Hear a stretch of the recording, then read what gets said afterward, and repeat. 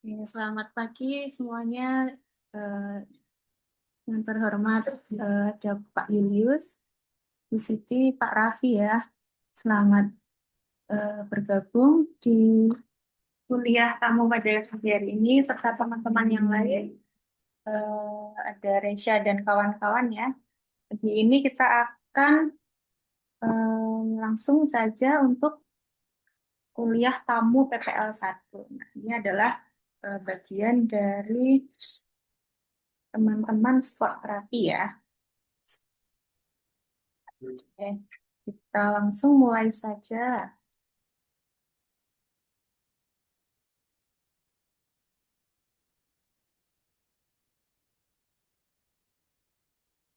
Yang pertama, saya akan menyampaikan dulu PPT saya.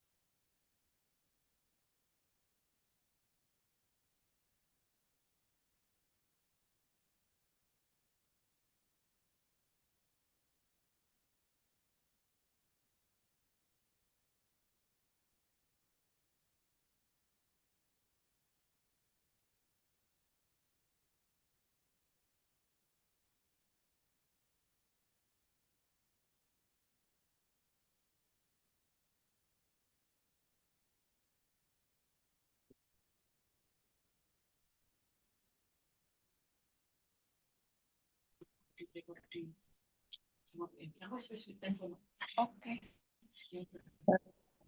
siap. Selamat pagi Bu Evi. Boleh dimulai untuk penyampaian materinya saat ini. Baik, Bu Siti, Bu. Ini mohon maaf Bagaimana? sudah terlihat share screen saya.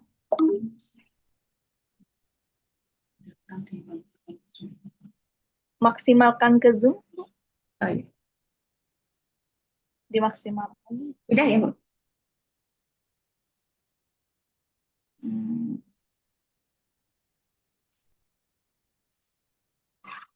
udah, udah ada. Udah seperti ini aja mbak, apa Bu? Oke. Ya, yang pertama saya akan menyampaikan ya bagaimana teman-teman mahasiswa untuk jawab tantangan dunia kerja modern ya. Yang di sini saya beri judul yaitu Sport Therapy Beyond Treatment, membangun karir, membantu pemulihan dan mengubah kehidupan. Nah, judul ini adalah untuk kuliah tamu PPL 1, teman-teman, konsentrasi sport terapi Fakultas Keguruan dan Ilmu Pendidikan Universitas Mercubuana Yogyakarta tahun 2020.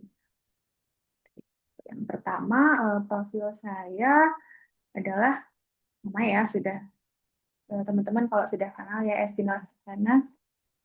Saya sebagai terapis cedera olahraga, lalu juga sebagai seorang rehabilitasi fisik atlet, lalu berkompetensi juga di manajerial dalam klinik terapi.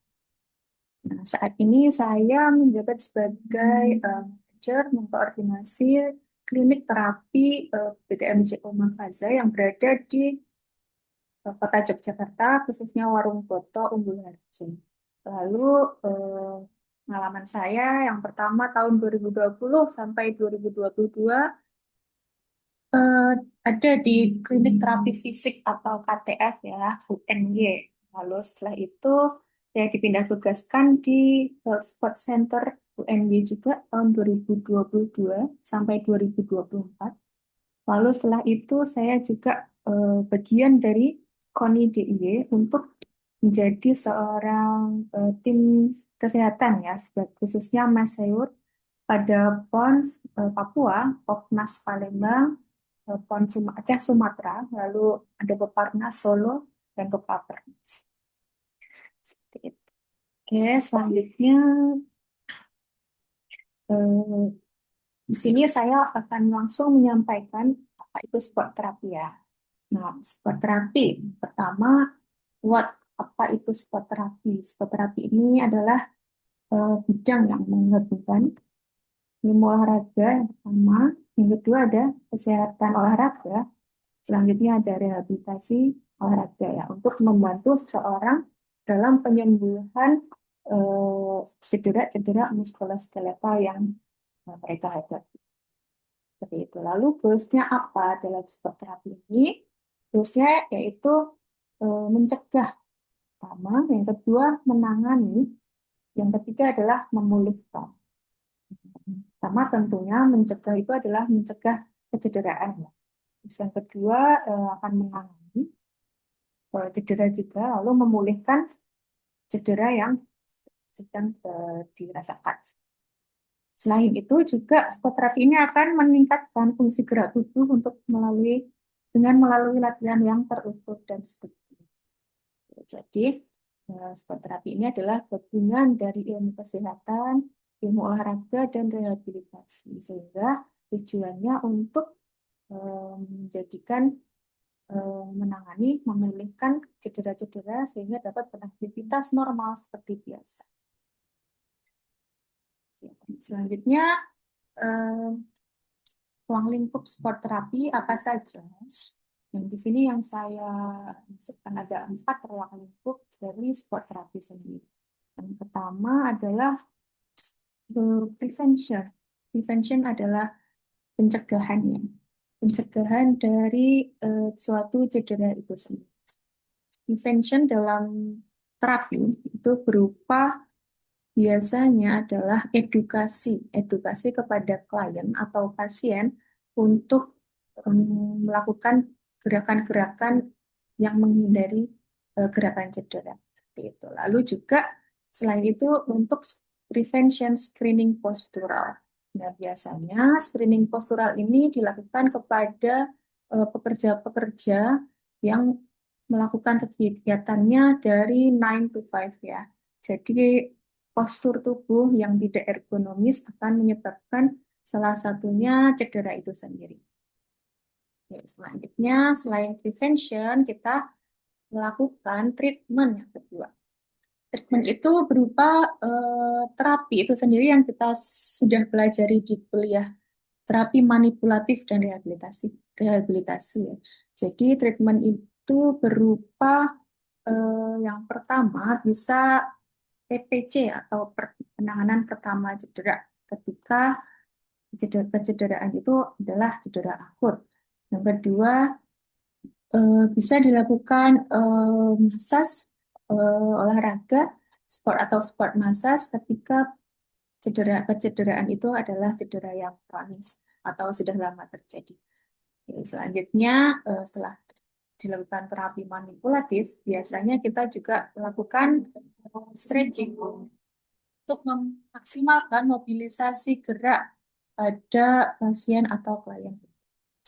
Selanjutnya, setelah terakhir treatmentnya ada biasanya strengthening juga bisa dilakukan agar kecederaan itu tidak kembali terjadi pada klien itu sendiri. Selanjutnya, setelah treatment kita ruang lingkupnya berupa rehabilitasi. Nah, rehabilitasi ini berupa latihan penguatan, keseimbangan dan koordinasi serta fleksibilitas dari klien itu sendiri. Nah, rehabilitasi ini biasanya seperti gambar ya. Biasanya kita lakukan gerakan sesuai range of motion dari suatu sendi itu sendiri, sehingga mendapatkan gerakan-gerakan yang membantu untuk memperluas fleksibilitas dari seorang klien atau pasien. Oke, selanjutnya, setelah rehabilitasi, kita juga mempunyai performance enhancement. Performance enhancement ini untuk meningkatkan performa dari klien yang biasanya berprofesi sebagai atlet. Biasanya performance ini dilakukan ketika atlet melakukan back to sport. Pada cedera akut, contohnya biasanya atlet ketika mendapatkan kecederaan di lutut atau bisa berupa disebut ACL, Nah, dia menggunakan prevention terlebih dahulu. Nah, prevention ini berupa biasanya dilakukan special test atau melakukan ronsen atau melakukan RICE pada orang itu. Lalu kita biasanya menggunakan treatment apa yang kira-kira cocok untuk cedera yang dialami. Ya, selanjutnya kita sudah mengetahui apa itu treatmentnya, lalu kita masuk ke rehabilitasinya. Apa yang harus kita rehabilitasi pada cedera itu. Oke, selanjutnya ini performance engagement. Biasanya kita melakukan latihan-latihan gerakan yang menyerupai em, cabang olahraga itu sendiri. Biasanya kita melakukan analisis gerak, lalu program conditioning, juga latihan agility dan power gitu. Ketika biasanya atlet basket ya, atlet basket ini biasanya activity-nya berupa pivot, lalu lie up, gitu. Seperti itu.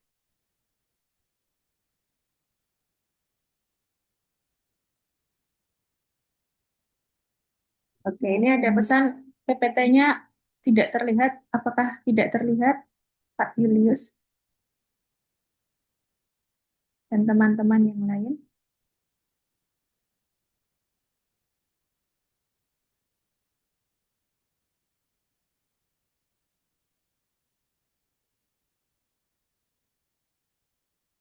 Bu Siti?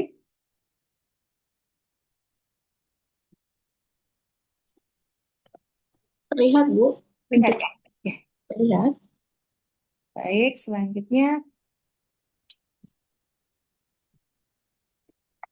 kita masuk ke ruang lingkup. Setelah ruang lingkup, kita akan masuk ke ruang dari karir sport terapi itu sendiri. Nah,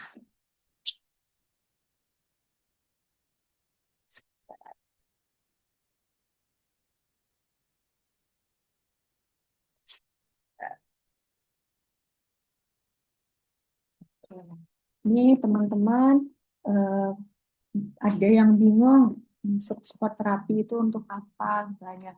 Biasanya yang masuk terapi hanya massage gitu. Kita bisa lakukan melalui pelatihan. Tidak sependek itu ya. Sport terapi ini memiliki peran yang penting sebenarnya harus belajar dengan mendalam karena peran dalam pencegahan, penanganan rehabilitasi dan peningkatan performance ini biasanya harus dipelajari secara ilmiah ya, secara ilmiah dan dengan sungguh-sungguh sehingga eh, kajian-kajian yang kita sampaikan kepada klien dan pasien itu bermanfaat dan bisa menyembuhkan seluruh klien yang kita dapat. Oke, seiring perkembangannya olahraga zaman sekarang ya, era sekarang ini, olahraga sudah banyak diminati, digaungi oleh kaum-kaum milenial atau Gen Z ya. Sekarang sudah masuk tren olahraga yang sebelumnya tren olahraga belum banyak diminati oleh orang-orang terdahulu, boomers. Gitu.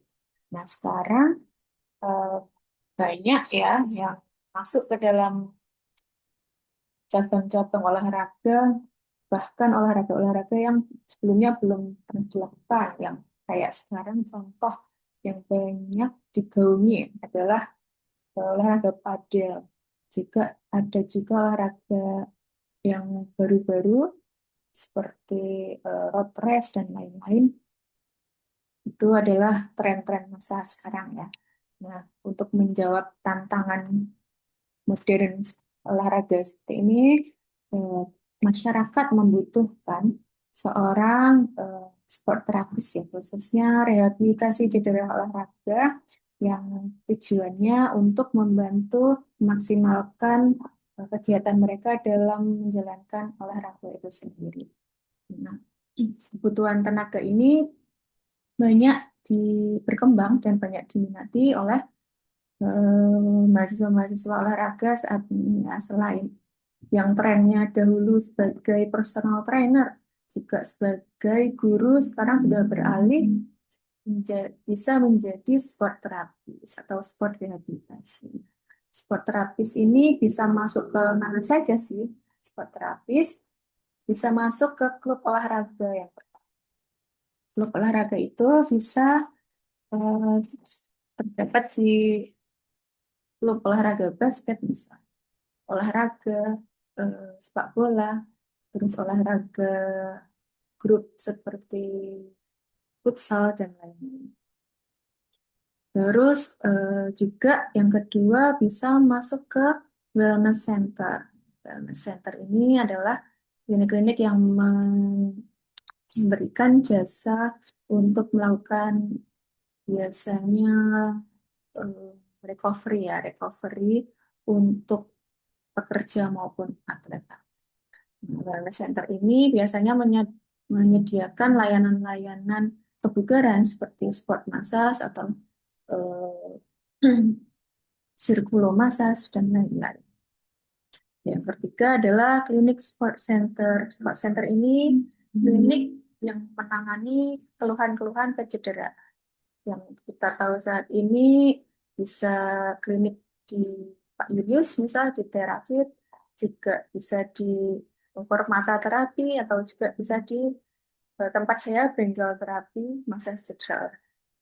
Itu adalah beberapa klinik-klinik yang menyediakan layanan-layanan eh, kecederaan seperti cedera olahraga. Yang terakhir adalah Mohon maaf, Bu Evi, memotong sebentar. Untuk PPT-nya tidak mau jalan ke slide selanjutnya. Di oh, beberapa teman yang ikut diskusi. oke. Saya ulangin share screen-nya mungkin ya, ya sebentar. Boleh.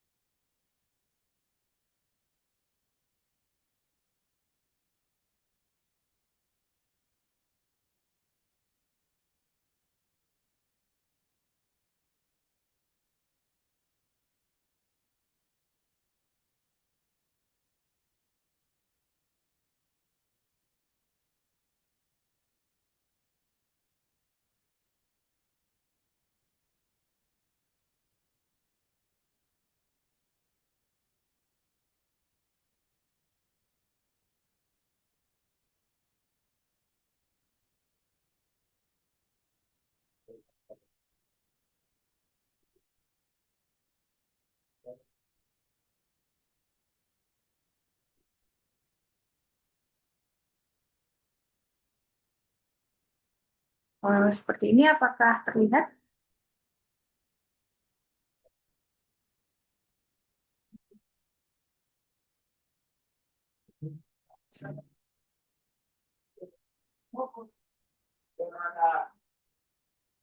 Sudah terlihat ya?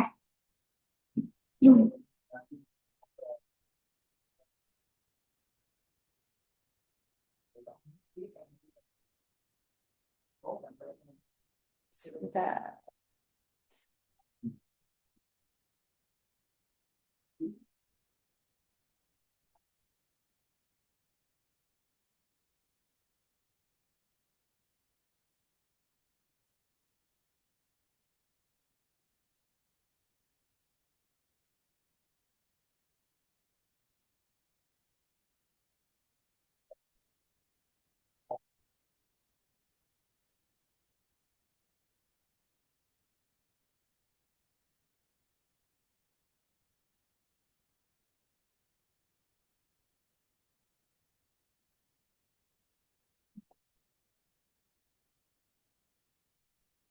Saya lanjutkan ya. Nah, ini sudah terlihat ya Bu Siti, mohon maaf. Sudah, Bu. Oke. Sudah oke. Peluang karir ya. Ini adalah beberapa peluang karir dari sport terapi ya. Di sini saya sebutkan 4 peluang karir, tapi masih banyak sekali ya peluang karir yang kita bisa masuk untuk di spot. Misal kita mau menjadi pembicara, itu sangat dibutuhkan juga menjadi owner juga bisa dijalankan ya. Terus misal mau menjadi konten kreator seorang sport terapis juga sangat banyak diminati saat ini. Kalau sekarang yang banyak dilihat ya, sport terapi sangat viral, sangat FYP di media sosial itu adalah sport terapi yang Sriopatik itu adalah salah satu pendekatan terapi olahraga, terapi manipulatif ya. Sriopatik yang retek itu sangat viral. Jadi bisa kita juga masuk ke konten media sosial sehingga nanti karir kita juga akan dikenal oleh masyarakat luas. Oke, nah ini adalah beberapa contoh, bukan contoh, ya contoh dari karir-karir yang dapat didapatkan dari sport terapi ya. Di sini eh, saya saya berkecimpung di event-event nasional ya, seperti ini ya mendampingi atlet-atlet PCDY, atlet-atlet disabilitas Yogyakarta untuk maju ke event nasional di Solo tahun 2024. Lalu selanjutnya ini saya berkolaborasi dengan dokter untuk melakukan penanganan cedera pertama di event nasional Pekan Olahraga Nasional di Sumatera Utara, Aceh. Ini adalah atlet wushu yang di tengah eh, latihan sama di tengah tandingnya dia mengalami cedera ACL yang kambuh. Lalu saya berkolaborasi dengan tim dokter untuk melakukan penanganan pertama. Bahkan ini penanganan pertamanya ada di dalam lapangan. Selanjutnya ini juga atlet wushu yang sebelah kanan. Kalau ini masuk ke fase recovery ya, jadi tidak masuk ke fase tanding. Jadi kita bebas untuk masuk ke lapangan dengan menggunakan sepatu dan lain-lain. Tasnya bisa masuk. Ini adalah recovery di dalam lapangan. Dan selanjutnya saya juga mendampingi atlet-atlet dansa di PON juga tahun 2023 round itu. Lalu juga mendampingi pelajar-pelajar event Popnas, kan olahraga pelajar nasional di Solo. Ini adalah atlet Yogyakarta, cabang olahraga silat ya. Oke, selanjutnya ini juga atlet wushu ya di Pekan Olahraga Nasional Aceh. Selanjutnya ini mengapa ya kita akan menjawab judul dari PKL ini adalah judulnya penguatan kompetensi mahasiswa melalui PPL untuk menjawab tantangan dunia kerja modern. Mengapa kita harus menjawab tantangan kerja modern itu dengan menjadi psikoterapis. Nah, di sini saya mengambil tema psikoterapi itu adalah beyond treatment. Psikoterapi dapat membangun karir, dapat juga membantu pemulihan seseorang, lalu juga bisa dapat mengubah kehidupan seseorang. Kita dapat membangun karir kita sendiri, mendapatkan salaries dari menjadi psikoterapis, terus bisa membantu pemulihan seseorang dalam menghadapi cederanya, terus kita juga bisa mengubah kehidupan seseorang yang mulanya biasanya misal mengalami cedera, lalu kita lakukan treatment, lalu dia bisa sembuh, itu adalah suatu kepuasan sendiri sehingga dapat mengubah kehidupan seseorang yang mengalami cedera. Nah, yang pertama ini adalah saya ambil poin-poin. Sport terapi itu profesi yang membantu pertama orang kembali bergerak dan berkarya ya. Terus yang kedua, dalam kebutuhan pasar yang terus meningkat, sport terapis itu menjawab ya karir modern saat ini. Lalu peluang karirnya yang luas, seperti yang saya jelaskan tadi, ada beberapa aspek dalam jobnya ya, luas. Lalu memiliki keahlian yang langsung bisa dipraktekkan ketika ada sejawat teman-teman, tetangga, keluarga yang konsultasi seperti itu ya, langsung kita bisa dipraktekkan. Peluang menjadi wirausaha tentunya bisa juga karena belum banyak orang-orang yang mendalami psikoterapi sehingga bisa menciptakan wirausaha baru. Lalu bisa berinteraksi dengan berbagai kalangan, dari atlet, dari pekerja, dari pejabat, mungkin bisa juga. Lalu bisa menjadi bagian dari gaya hidup saya.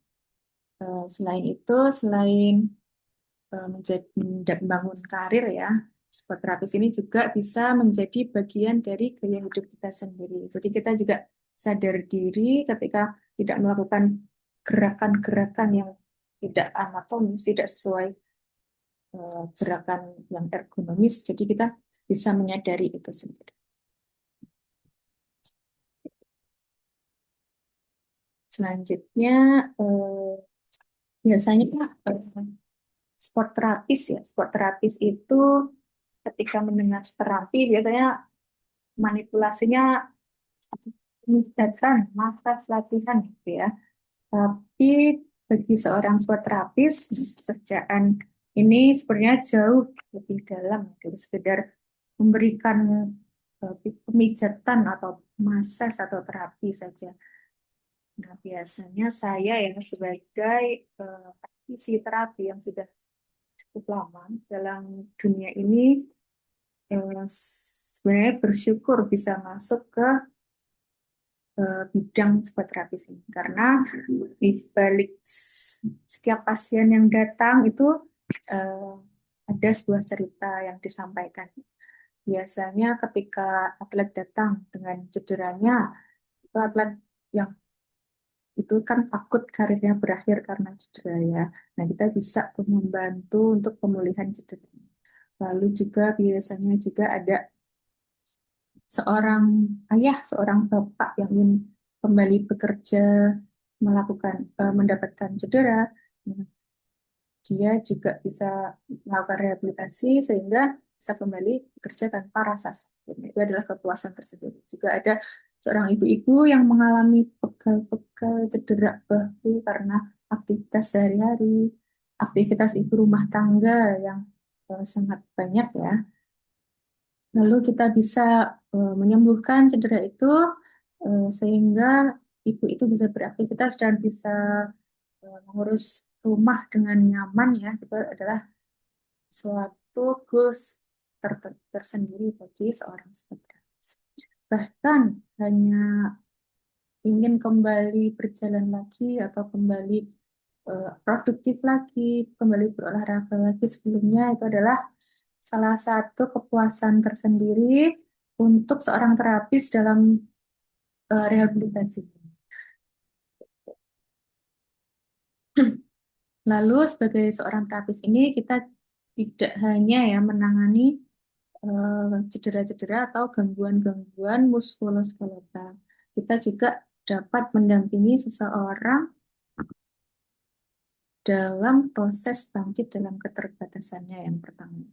Kedua, juga kita akan membantu mereka untuk mendapatkan kepercayaan diri lagi setelah mendapatkan musibah atau cedera.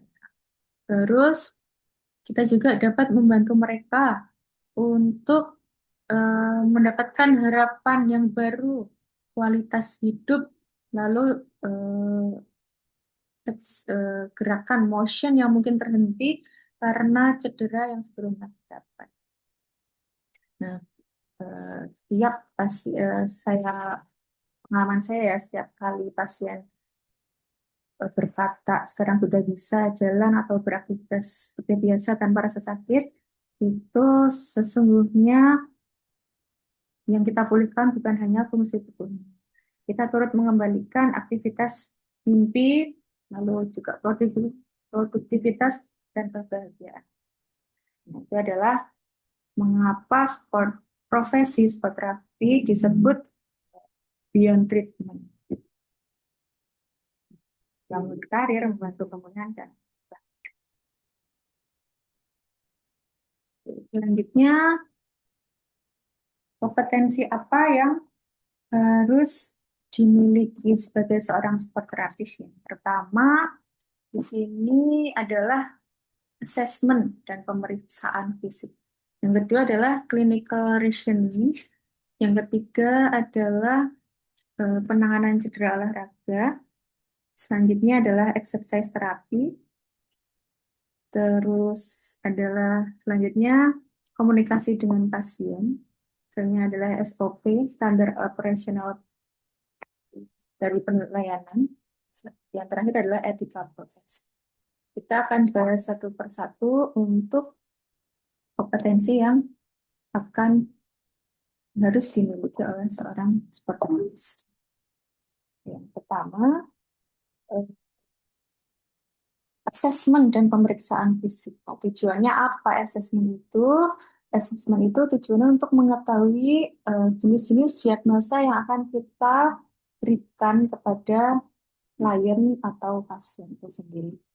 Sebagaimana kita sudah pelajari di kuliah rehabilitasi cedera olahraga, asesmen berupa special test, kita sudah belajar dari seluruh regio sendi ya, dari mulai kaki sampai kepala, sampai ujung jari juga kita sudah melakukan praktek dan teori untuk memeriksa apakah cedera yang sedang diderita. Yang pertama, untuk mengetahui jenis diagnosa itu kita perlu anamnesis atau wawancara pasien. Yang kedua, kita bisa melihat observasi postur tubuh, postur apa yang menyebabkan dia mengalami cedera. Yang ketiga, kita bisa melakukan palpasi ya. Palpasi adalah meraba perbedaan dari biasanya tangan, misal tangan kanan dan kiri. Kita bisa lakukan palpasi apakah ada asimetris dari regio itu sendiri. Selanjutnya kita bisa memeriksa range of motion. Biasanya range of motion ini kita bisa lakukan dengan goniometer. Ini juga sudah kita pelajari di terapi manipulatif. Kita sudah mempelajari seluruh regio untuk pemeriksaan range of motion. Selanjutnya adalah pemeriksaan kekuatan otot. Kita bisa cek apakah otot itu kuat antara regio kanan dan kiri. Pemeriksaan fungsional biasanya kita juga kita bandingkan fungsionalnya dari regio kanan dan kiri, lalu tentunya kita lakukan special test. Nah, setelah kita lakukan semua kegiatan ini, biasanya kita sudah meraba-raba apa cedera yang dialami oleh seorang klien kita. Oke, selanjutnya setelah asesmen didapatkan asesmen, kita akan mendapatkan clinical reasoning. Nah, untuk menentukan diagnosa cedera yang dialami. Setelah kita lakukan assessment, special test, range of motion, dan pemeriksaan kekuatan, kita langsung bisa menentukan ya, diagnosa cedera yang dialami oleh klien kita. Nah, kita biasanya harus berpikir kritis ya. Berpikir kritis, apakah ini cederanya bisa strain atau sprain atau malah bisa disposisi, dislokasi. Kita harus menganalisa itu secara kritis, secara detail sehingga diagnosa cedera yang kita sampaikan tidak salah diagnosa. Nah, setelah kita mendapatkan diagnosa cedera, kita akan menentukan target terapi yang akan kita berikan. Biasanya ketika cederanya kronis, itu kan udah lama, kita bisa menentukan target terapi. Kita optimis bahwa cedera kronis ini bisa sembuh dalam waktu 1 bulan. Nah, kita juga sudah harus yakin ya dengan kepercayaan kita, dengan optimis kita ketika cederanya Kira-kira biasanya optimisnya 1 bulan sembuh. Nah, kita juga harus yakin dan harus bisa 80% untuk mewujudkannya. Lalu kita juga bisa menentukan prioritas penanganan. Ketika sakitnya di tangan, biasanya kita juga harus prioritaskan di tangan ya, tidak menjalar-jalar kemana-mana agar terapi yang diberikan itu maksimal dan sesuai target terapi yang kita akan tentukan. Oke, selanjutnya kompetensi yang harus dimiliki yaitu penanganan dalam cedera. Nah, penanganan ini tujuannya untuk melakukan tindakan yang tepat pada berbagai cedera olahraga. Penanganan cedera olahraga ini sudah kita pelajari di terapi manipulatif. Penanganan apa saja yang cocok untuk jenis cedera yang dialami. Setelah kita lakukan special test, sudah mendapatkan diagnosa, lalu kita bisa menentukan terapi apa yang cocok. Tidak semua harus di massage, tidak semua harus di exercise, tidak semua harus di es. Kita bisa petakan sendiri-sendiri. Terapi manipulatif itu untuk apa?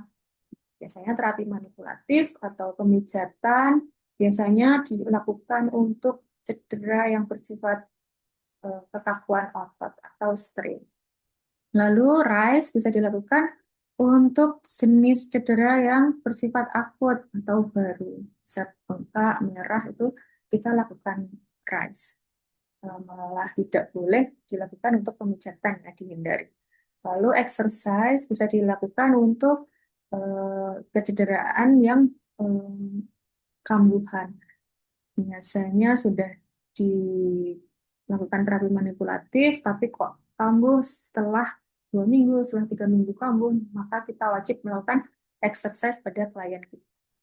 Selanjutnya, kita juga bisa melakukan strength conditioning ketika exercise sudah mendapatkan hasil yang baik dan terus meningkat. Tak lupa kita juga harus melakukan strength conditioning atau penguatan agar cedera itu tidak kembali kambuh dan kambuh.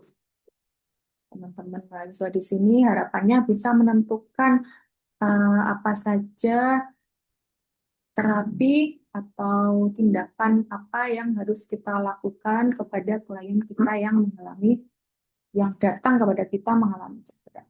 Gitu ya. Oke, selanjutnya adalah exercise terapi. Exercise terapi ini adalah tindakan yang tepat pada berbagai cedera olahraga ya. Kecuali biasanya fase akut dihindari untuk melakukan exercise terapi. Karena apa? Karena fase akut ini terjadi inflamasi ya pada regio-regio yang mengalami cedera. Ketika dilakukan exercise terapi, takutnya akan mendapatkan robekan-robekan baru pada cedera. Jadi dihindari pada fase akut untuk melakukan exercise terapi. Nah, exercise terapi ini ada 5 tahap yang sudah kita pelajari juga di rehabilitasi cedera olahraga minggu kemarin, bahwa exercise terapi ini ada 5 fase atau 5 tahap. Yang pertama, stretching, biasanya berupa mobility, loosening, strengthening, stretching. Nah, selanjutnya ada strengthening, terus ada mobility exercise, terus ada balance training, dan selanjutnya functional exercise. Nah, ini wajib dipahami teman-teman mahasiswa untuk eh, melatih setelah terjadi cedera. Kita melakukan exercise, ada tahapan-tahapan agar tidak loncat-loncat dalam proses pemulihan. Oke, selanjutnya kompetensi yang harus kita miliki yang selanjutnya tentunya adalah komunikasi. Nah, komunikasi ini adalah kemampuan untuk menyampaikan informasi dengan jelas ya, dan membangun hubungan yang baik dengan klien atau pasien. Biasanya klien itu berbeda-beda ya, sifatnya berbeda-beda jenis komunikasinya. Nah, kita harus memahami sejak awal gaya komunikasi yang dipahami, yang dianut oleh pasien itu sendiri seperti apa. Nah, ketika biasanya eh, biasanya pasien yang halus, kita juga harus memberikan komunikasi juga dengan halus biar tidak tersinggung. Lalu ketika komunikasi klien kita keras, kita juga harus mengimbangi ya biar tidak disepelekan atau diremehkan.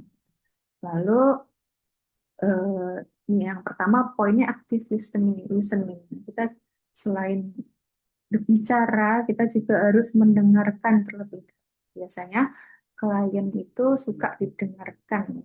Jadi didengarkan terlebih dahulu apa nih keluhannya, apa nih yang sedang dialami. Nah, kita harus mendengarkan dengan seksama.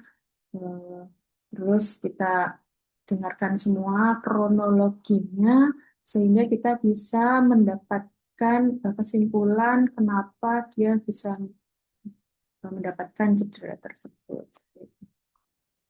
Hmm. Selanjutnya, edukasi pasien dalam komunikasi juga penting karena ketika tidak dapatkan setelah masa setelah terapi tidak mendapatkan edukasi ya biasanya terulang-ulang terus. Jadi biasanya masih melakukan angkat berat, menggunakan tas dengan berat, mengangkat terlalu berat. Nah, itu ketika tidak dilakukan edukasi, gerakan gitu dilakukan ulang terus-menerus, lalu dapat lagi cedera yang sudah kita tangani. Seperti itu. Nah, nanti takutnya ke depannya klien itu komplain ya, kok masih sakit, kok masih cedera. Kita juga harus memberikan edukasi agar penanganan yang kita sampaikan, penanganan yang kita lakukan tidak kambuh. Selanjutnya, empati dan sugesti tentunya sangat diperlukan. Nah, sugesti itu sangat penting dalam eh, penanganan pasien. Karena sugesti kita yakin, biasanya kata-katanya kita ya optimis sembuh, kita yakin sembuh ya Bu ya Pak ya. Itu adalah sugesti psikologis untuk seorang pasien. Ketika kita bilang, aduh ini nggak bakal sembuh, harus operasi, ini harus betul, harus apa ya, harus bisa sembuh 100%. Nah, itu menurunkan eh, psikologis pasien ya. Kita harus memberikan empati dan sugesti yang lebih tinggi, tapi juga diberikan kadar ya, jangan terlalu over sugesti sehingga pasien terlalu percaya. Jadi kita berikan 70% sugesti kita kepada pasien sehingga perasaan pasien itu juga semangat untuk kesembuhan. Oke, selanjutnya setelah sugesti kita juga wajib memotivasi pasien. Motivasi itu sangat perlu untuk eh, pada pasien agar semangat dalam melakukan recovery ya. Ketika motivasi tidak didapatkan, biasanya malas untuk melakukan terapi.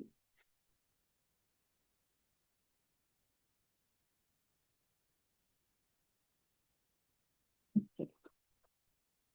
Selanjutnya menjelaskan kondisi pasien dengan baik. Ini juga harus dilakukan. Eh, Kita setelah melakukan penanganan di akhir session, biasanya kita menjelaskan kondisinya bagaimana. Setelah diagnosanya seperti ini, lalu kondisinya bagaimana, ke depannya bagaimana, terus aktivitasnya yang boleh bagaimana, yang tidak bagaimana. Nah, kita harus menjelaskan dengan pelan-pelan kepada pasien agar kegiatan aktivitasnya sehari-hari pun bisa tidak terlalu over. Nah, selanjutnya selain komunikasi ada SOP standar operasional pelayanan. Nah, ini biasanya kalau SOP pelayanan terdapat di klinik-klinik terapi cedera olahraga. Nah, ini adalah teman-teman besok kan PPL-nya di klinik terapi ya. Jadi setiap di klinik terapi itu ada SOP-nya, ada SOP pelayanan. Jadi teman-teman ketika ditempatkan di suatu klinik, suatu tempat harus tentunya mematuhi SOP yang diberikan kepada klinik tersebut. Nah, sebelum masuk ke PPL, eh, biasanya pertemuan dengan owner, dengan koordinator, nah kita harus mendengarkan bagaimana SOP pelayanan dari klinik itu sendiri agar pelayanan atau kegiatan yang kita lakukan tidak menyalahi aturan dalam klinik. Itu harus poin pertama dalam PPL kita ya. Kita harus mengetahui SOP terlebih dahulu. Biasanya SOP itu berupa apa saja?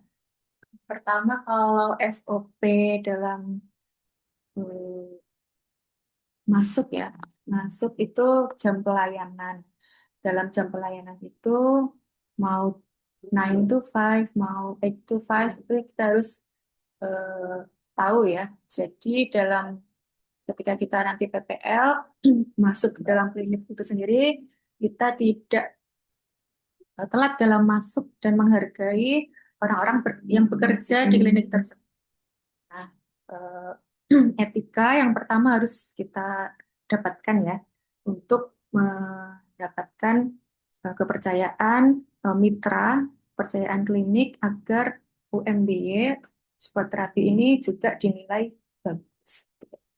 Lalu biasanya adalah alur masuk pasien. Kita harus memahami bagaimana nih alur masuk pasien di klinik tersebut. Ataukah harus reservasi dahulu, atau harus bisa on the spot langsung bisa terapi. Seperti itu kita harus memahami bagaimana alur dari masuk pasien di klinik mitra kita.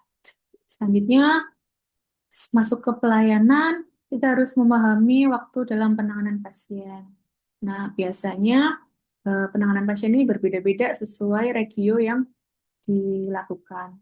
Kalau regio kecil seperti pergelangan tangan atau jari tangan itu biasanya misal di klinik tersebut 30 menit, maka kita juga harus mematuhi bahwa penanganannya sekitar 30 menit.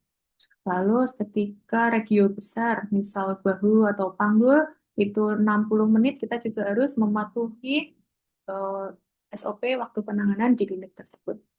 Juga sport massage atau pijat kebugaran yang SOP-nya di tempat itu adalah 60 menit, maka kita juga harus mematuhi bahwa pelayanan sport massage kita, ketika kita disuruh sport massage, kita juga harus 60 menit. Lalu kita juga perlu track record pasien ya, karena kita PPL ini adalah belajar, jadi nanti selain kita observasi ya, biasanya ikut masuk menangani, kita juga harus melihat track record pasien. Jangan sampai kita masuk menangani, kita tidak tahu eh, jenis cedera, terus dulunya tracknya seperti apa. Nah, kita belum tahu asal masuk nanti malah menimbulkan kesalahan dalam penanganan. Nah, track record ini biasanya berupa eh, biasanya ada kertas seperti itu, recordnya tanggal berapa, terus jenis cederanya apa, terus penanganan yang dilakukan apa, seperti itu. Ini ada biasanya di setiap klinik terapi itu ada track recordnya. Jadi kita bisa baca-baca sebelum melakukan penanganan. Oke, selanjutnya ada press list penanganan pasien. Press list ini juga harus dipatuhi oleh seorang terapis ya. Nah, jadi ketika press listnya misal 50.000, maka kita juga harus mematuhi press list 50.000 itu.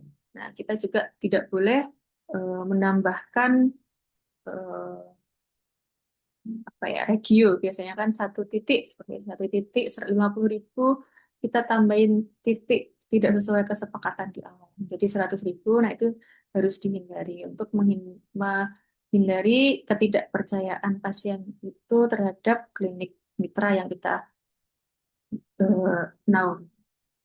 Seperti itu. Nah, itu ketika kita akan mendapatkan menambah titik, menambah proses ini ya wajib kita untuk mengkonfirmasi kepada klien kita agar pas waktu pembayaran, pas waktu nota diberikan tidak terlalu kaget. Selanjutnya kita wajib memenuhi SOP bahasa yang digunakan. Nah, bahasa yang digunakan ini harusnya ya bersifat formal harusnya. Formal dan baik, tidak mengandung sara, tidak mengandung hal yang negatif ya. Jadi kita terlihat profesional. Ketika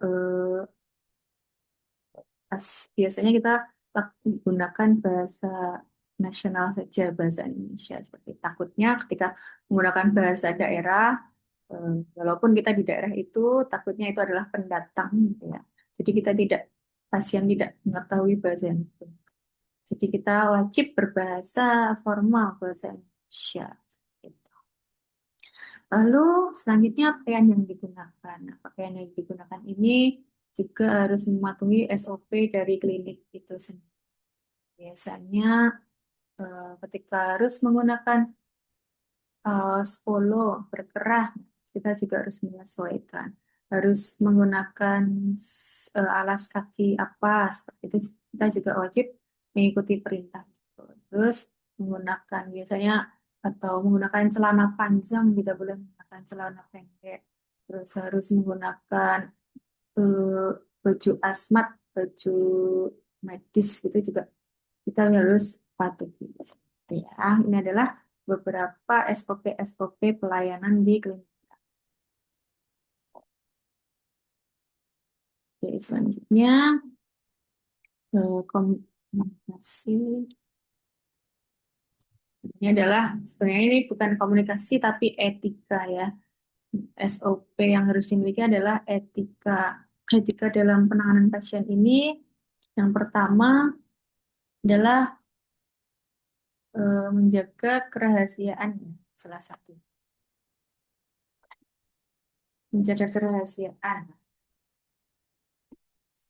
Jangan sampai kita membocorkan track record cedera itu kepada orang lain. Nah, ini ditakutkannya eh, suatu tim suatu tim mendapatkan cedera ankle, si A mendapatkan cedera ankle bagian ATFL, bagian lateral. Nah, datang lagi nih si B eh, cedera lutut datang ke kita. Nah, dengan itu si A dan si B itu klubnya lain. Jadi kita harus menjaga kerahasiaan cedera pasien itu sendiri. Ditakutkannya ketika kita membocorkan cedera itu kepada orang lain klub dari klub itu mengetahui kelemahan kita. Jadi nanti pas tanding bisa dicelakai. Takutnya eh, negatifnya takut dicelakai bagian yang terkena cedera. Padahal orang tersebut sudah melakukan eh, protection yang bagus, yang memadai ketika tanding, tetapi kerahasiaan dari klinik kita tidak terjaga, maka takutnya pas tanding malah dicelakai bagian yang cedera. Itu adalah eh, akibat dari tidak menjaga kerahasiaan pasien. Seperti itu. Selanjutnya, bersikap profesional. Harus bersikap profesional dalam menghadapi klien atau pasien sendiri.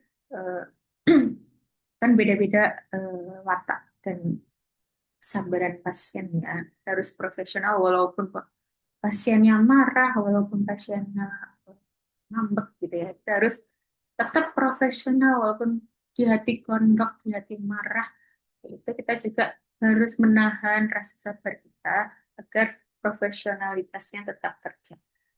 Takutnya kalau kita tidak profesional di tempat kerja, eh, malah menimbulkan pertengkaran. Ya. Pertengkaran nanti bisa masuk ke ranah yang lebih tinggi. Nah, itu harus kita. Jadi kita harus bersikap profesional untuk menghadapi pasien maupun untuk menghadapi rekan-rekan sejawat kerja kita juga harus bersikap profesional. Oke, selanjutnya adalah menghormati hak pasien. Nah, hak-hak ini juga harus dihormati. Misal, nih, pasien tidak mau ditangani dengan lawan jenis, gitu. Boleh kita menghargai. Misal Mas siapa yang datang di sini, Mas Juanito. Juanito ada pasien perempuan nih, eh, tidak mau ditangani dengan laki-laki. Nah, kita harus menghargai. Nah, kita harus biasanya eh, diberikan pemahaman terlebih dahulu kalau misal di klinik ini tidak ada laki-laki, oh ini tidak ada laki-laki, maka berarti eh, penanganan mungkin bisa di lain tempat seperti itu, bisa seperti itu. Tapi jika ada praktisi perempuan tapi penuh gitu jadwalnya, kita bisa lemparkan di pasien perempuan tetapi menggeser jadwal seperti itu. Kita harus memberikan pengertian itu kepada klien-klien atau pasien. Yang selanjutnya adalah bekerja sesuai kompetensi, gitu ya. Sesuai kompetensi ini apa? Nah, kompetensi kita kan sebagai sport terapis. Nah, sport terapis itu tugasnya untuk rehabilitasi, untuk penanganan cedera awal, atau penanganan terapi manipulatif. Dan tidak boleh mendahului penanganan yang tidak kita pelajari. Tidak sesuai kompetensi ini kita infusikan menjadi cedera yang misal sudah memasuki cedera fraktur, patah tulang, ataupun dislokasi yang sudah grade tinggi. Nah, itu kita harus memahami kompetensi kita tidak bisa untuk melakukan rehabilitasi di ranah tersebut. Maka eh, cedera yang kita tidak bisa lakukan, kita harus sadar diri untuk tidak masuk ranah. Kita memberikan kolaborasi, memberikan ranahnya kepada orang lain, kepada dokter ya kalau udah praktur. Akhirnya kompetensi-kompetensi yang lain seperti yang banyak dibicarakan sekarang ini adalah kompetensi yang bersifat dengan modalitas alat. Nah, sebagai sport terapis kita kan menggunakan modalitasnya gerak, gerak menggunakan tangan, menggunakan alat yang ada di ranah olahraga. Nah, kita tidak boleh menggunakan alat-alat yang sekiranya tidak di lingkup kita, seperti alat-alat fisioterapis seperti TENS atau ultrasound. Nah, itu sangat harusnya harusnya dihindari oleh seorang psikoterapis agar tidak mendapatkan teguran-teguran dari profesi fisioterapis. Oke, selanjutnya tidak memberikan janji yang berlebihan. Nah, ini walaupun kita optimis ya, optimis sembuh dengan berapa persen, tapi tidak harus ya, tidak boleh memberikan janji yang berlebihan. Takutnya ekspektasi berlebih dari klien kita jadi bingung ya. Duh, ekspektasinya kok udah misal orang usia 70 tahun mau panjat tebing gitu. Nah, itu tidak boleh, oh besok bisa nih, Bu, bisa panjat tebing. Nah, kita tidak boleh memberikan janji yang berlebihan yang itu yang dimana itu tidak mungkin gitu. Harus realistis, harus sesuai porsinya, memberikan target dari capaian goals dari penanganan yang kita lakukan. Misal cedera lutut after ACL injuries, nah, tapi tidak melakukan operasi, masuk grade 2 sprain gitu ya. Nah, kita tidak bisa memberikan janji untuk dia bisa back to sport, bisa kembali melakukan olahraga. Nah, kita harus memberikan eh, pengertian ya, kalau udah ACL grade 2 tidak melakukan operasi itu sudah tidak boleh melakukan olahraga yang berlebihan. Bahkan disarankan saja untuk ganti cabang olahraga yang tidak terlalu memberatkan seorang penderita ACL.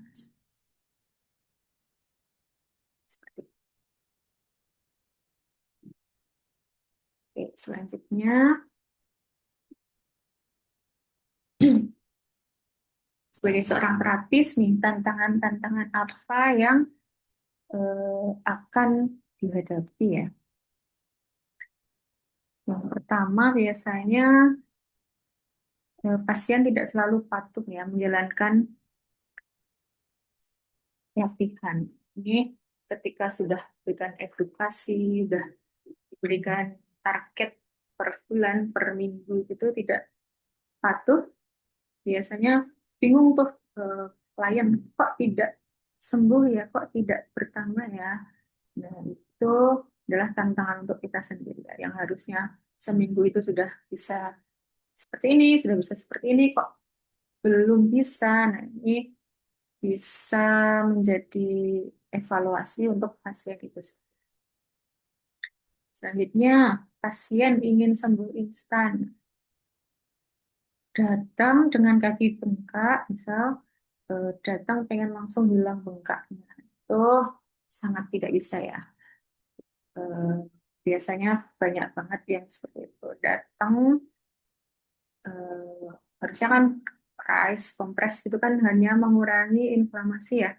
Inginnya pasien, inginnya klien harus hilang bengkaknya. Itu tidak bisa ya. Kita bukan seorang tabib ya. Kita adalah seorang terapis recovery yang sembuhnya itu bertahap dan pelan-pelan.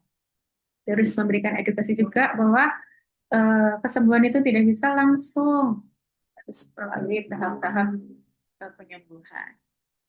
Terus selanjutnya, kita harus menghadapi berbagai karakter ya pasien. Ada karakternya yang sulit diajak bicara, terus ada yang galak, ada yang keras, ada yang lembut, terus bisa fleksibel dalam memahami. Ketika kita tidak bisa fleksibel, kita samain semua tuh jenis-jenis karakternya, takutnya tidak berkenan ya, tidak berkenan, terus nggak cocok, terus memberikan respon negatif kepada orang-orang lain, mood to mood. Oh, di sini pelayanannya jelek, ini ngobrolnya jelek. Itu kita harus fleksibel dalam menghadapi berbagai karakter. Selanjutnya, kita harus mengikuti perkembangan ilmu baru. Ini eh, dalam bidang sport terapis ini sebenarnya pergantian teorinya cukup cepat. Pergantian teorinya cukup cepat yang dulunya eh, RISE itu misal 1 jam jurnal terbaru ini RISE itu tidak terlalu diperlukan. Itu juga ada juga. Nah, kita harus melek terhadap informasi, terhadap pembaharuan, terhadap ilmu baru, sehingga apa yang kita miliki kompetensi itu tidak tertinggal. Kita mengikuti seminar-seminar terbaru, mengikuti pelatihan terbaru, asah-asah skill baru, upgrade skill yang awalnya cuma terapi manipulatif, kita upgrade skill bisa menjadi seriopatik, seriopator, terus kita juga bisa menjadi bekam medik, terus juga bisa menjadi seorang sport masseur handal. Nah, kita harus meningkatkan skill-skill kita untuk menghadapi pembaruan-pembaruan di era saat ini. Oke, selanjutnya kita harus menjelaskan kondisi pasien dengan bahasa yang mudah dipahami. Nah, kita nggak perlu daki-daki. Daki-daki itu bahasanya tinggi-tinggi dengan bahasa ilmiah, dengan bahasa Latin, bahasa Yunani, gitu ya. Kita harus menjelaskan dengan versi yang paling sederhana, versi yang paling mudah dipahami oleh orang-orang. Nah, biasanya kita mendapatkan misal cedera ankle sprain. Nah, ankle sprain itu apa? Kita diagnosa, ini diagnosanya ankle sprain. Terus ibunya, apa ya ankle sprain itu? Kan bingung ya kalau orang awam. Kita harus menjelaskan dengan bahasa bayi. apa itu ankle sprain itu sendiri. Nah, ankle sprain ini bisa kita jabarkan menjadi bahasa-bahasa yang sederhana.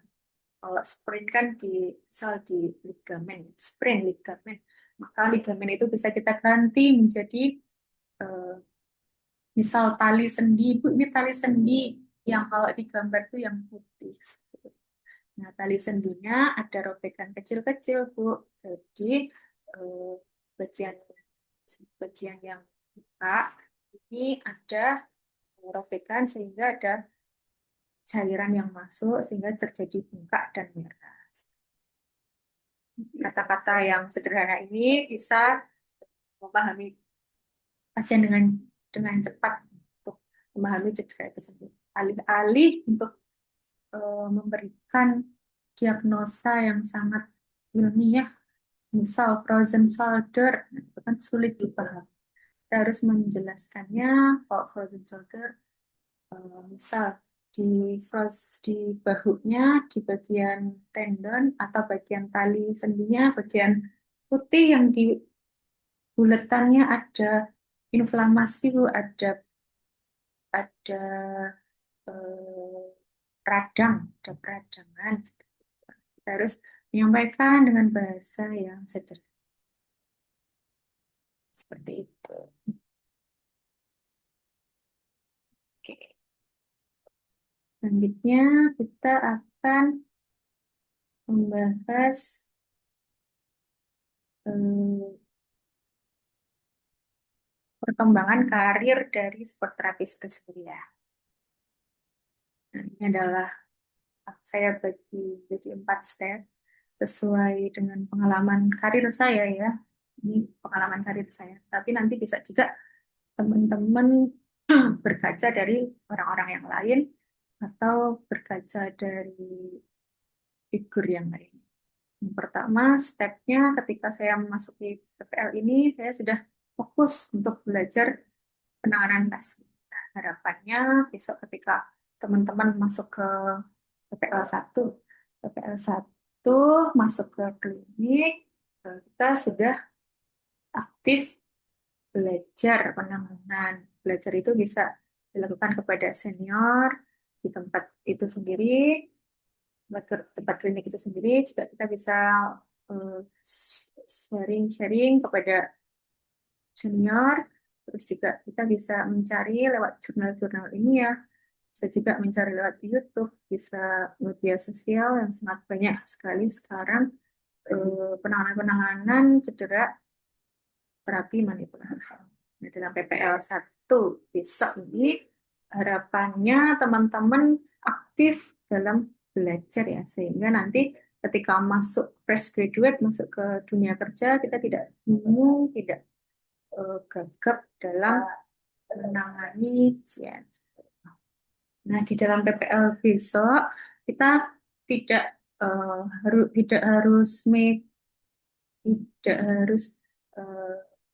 diam saja ya. Kita harus aktif bertanya apa yang bisa kita lakukan ya di sini. Misal ikut dalam membersihkan tempat yang kasur yang mau dilakukan terapi. Kita harus aktif bertanya apa yang harus dikerjakan. Terus kita juga bisa bertanya ketika senior melakukan penanganan pasien, eh, nanya nih, oh diagnosanya apa sih? Terus kalau diagnosanya seperti ini, penanganannya seperti apa? Nah, kita harus aktif bertanya ya, bisa dalam PPL ini. Yang kedua, setelah PPL dilaksanakan, kita eh, harapannya langsung bisa skripsi dan lulus ya. Dan fresh graduate ini kita eh, bisa mencari tempat praktek terapi ya, untuk belajar menangani pasien, belajar pengelolaan pasien, pengelolaan klinik. Seperti itu. Di step 2 ini, teman-teman tuh mencari tempat-tempat klinik terapi, bisa di Jogja atau bisa kembali ke rumahnya masing-masing untuk mengimplementasikan ilmu-ilmu yang didapatkan dari kuliah di Mercu Buana jurusan sport terapis. Selanjutnya, setelah kita sudah banyak belajar, sudah banyak mempraktekkan di klinik-klinik tersebut, kita wajib upgrade ilmu. Step tiganya ini upgrade-nya melalui lisensi. Biasanya lisensi itu kalau di psikoterapis di Lankor. Terus juga ada di BNSP atau STPT. Nah, itu harus teman-teman wajib mencari lisensi tersebut agar klien pasien yang kita tangani juga percaya kita mempunyai lisensi. Selanjutnya kita wajib upgrade ilmu lewat seminar dan pelatihan ya, karena ilmu itu tidak ada habisnya. Selain sudah dapat di kuliah, sudah matang, tapi kita wajib upgrade ilmu-ilmu yang baru. Bisa pelatihan, biasanya pelatihan itu ada bootcamp-nya, 3 hari atau 2 hari, itu bisa kita mengikuti ya pelatihan. Nah, pelatihan-pelatihan ini biasanya menghasilkan benefit yang banyak, seperti mendapatkan relasi baru, terus mendapatkan gelar biasanya AIFO atau wajib disko dan lain-lain. Itu adalah untuk eh, penunjang kita mendapatkan kepercayaan dari klien yang kita. Terus selain itu kita juga mendapatkan relasi ya, relasi yang dari bidang yang sama. Jadi ketika mendapatkan relasi, kerjanya kita nggak di situ-situ saja. Misal ada info kemana-kemana, nah, kita bisa mendapatkan info dari relasi yang kita kenal, kita dapatkan. Setelah itu, setelah kita lancar dalam penanganan, sudah memiliki lisensi, sudah mengikuti seminar dan pelatihan, kita bisa juga tuh kembali ke eh, daerah masing-masing untuk mengembangkan daerahnya, mungkin untuk mengembangkan desanya, mengembangkan provinsinya, untuk menambah eh, sumber lahan pekerjaan di Indonesia saat ini. Kita bisa membuka praktek-praktek industri mandiri berupa wellness center biasanya. Kalau tidak mampu untuk mendirikan klinik terapi karena tidak ada eh, klien teman yang lain, kita bisa melakukan pembukaan wellness, yaitu klinik yang menyediakan recovery. Biasanya isinya hanya sport massage saja. Itu bisa diberdayakan kepada teman-teman lulusan SMA, lulusan dan lain-lain. Kita berikan pelatihan berupa sport massage, pijat kebugaran, yang alih-alih hanya pijat desa biasa, kita bisa branding diri ya, karena kita lulusan psikoterapis, lulusan ilmu keolahragaan, membuka bisnis, membuka peluang usaha, maka poin plus bagi kita untuk mendapatkan kepercayaan masyarakat. Mendirikan praktek klinik wellness center.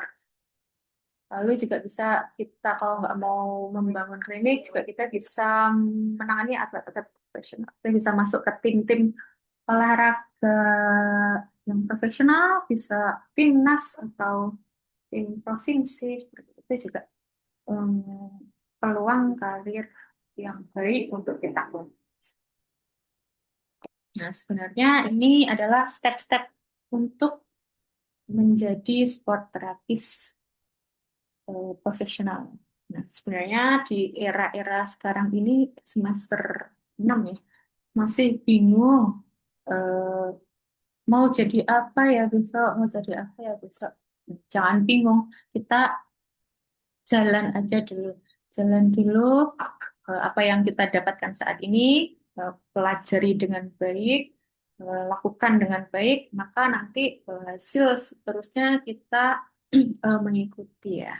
Kalau suka ya lanjutkan, kalau tidak suka ya kita wajib untuk membedah ilmu-ilmu lain yang nantinya juga kita akan jadikan sebagai eh, mata pencaharian. Lalu insight dari saya ya, ketika saya semester 6 dulu juga saya berada di posisi teman-teman semua ya, berada di posisi yang bingung apakah ilmu-ilmu dari sport terapi ini benar-benar berguna untuk saya besok. Itu adalah quarter life crisis di semester 6. Kak. Ketika teman-teman bingung nih, eh, Resya misal kemarin bingung, mau jadi apa ya, mau jadi apa ya, gitu. Nah, jangan bingung, kita pelajari aja dulu nih sport terapis. Nah, nanti kelak juga eh, sangat bermanfaat ya. Dari insight saya, setelah bertemu banyak klien atau pasien yang saya terima ya, saya menyadari bahwa setiap keterampilan psikoterapis yang kita miliki ini sangat bermanfaat. Bahkan berguna bagi orang banyak. Selain orang banyak juga berguna bagi diri sendiri, bagi keluarga kita, teman-teman, sejawat kita, juga bisa memberikan cash flow yang lumayan besar ya untuk pendapatan kita sehari-hari. Terus setelah eh, sekitar 6 tahun berkecimpung di dunia psikoterapis ini, saya juga melihat klien-klien, pasien-pasien yang saya tangani sembuh itu merupakan kebahagiaan, kepuasan tersendiri ya, untuk melihatnya jadi kayak eh, bersyukur gitu, melihat mereka bisa aktivitas lagi itu kepuasan tersendiri. Nah, jadi teman-teman yang masih bingung, yang ragu-ragu apakah mau melanjutkan menjadi terapis, terapis itu eh, dipelajari terlebih dahulu di PPL ini dengan sungguh-sungguh. Jika tertarik, kita eh, nanti diskusi lebih lanjut dengan misal saya, dengan Bu Evi, dengan Pak Julius, juga dengan senior-senior yang lain, sehingga karir psikoterapis kita lebih terarah. Nah, ketika udah nggak tertarik nih dalam di PPL kok nggak tertarik, kita wajib ya langsung switch ilmu ya, jangan bingung udah nggak suka terus aduh bingung mau jadi apa gitu. Nah, kita harus switch ilmu kita, jangan berlarut-larut dalam ilmu yang aduh kok terlanjur ini. Nah, kita harus belajar ilmu-ilmu. Tapi kalau psikoterapis sebenarnya sangat baik banget karena peluang-peluang kerja yang saat ini di dunia modern ini olahraga sedang naik-naiknya ya, psikoterapis banyak dibutuhkan. Seperti itu. Oke, Oke, ini adalah selanjutnya frequency asked question. Biasanya banyak yang bertanya. Ini saya jabarkan menjadi 6.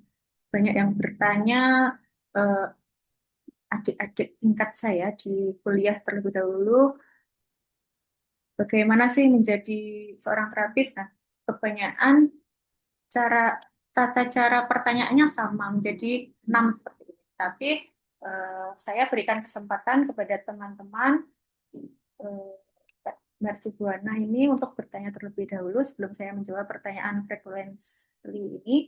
Jika ada yang bertanya, boleh. Kalau tidak, kita lanjut.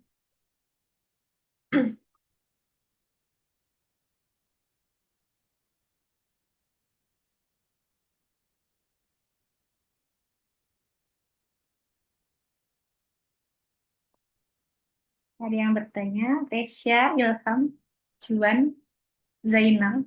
Nah, ini adalah teman-teman yang sering paling berangkat nih Pak Julius.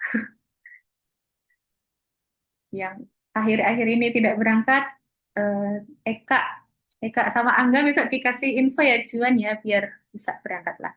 Setelah UTS nggak pernah kelihatan.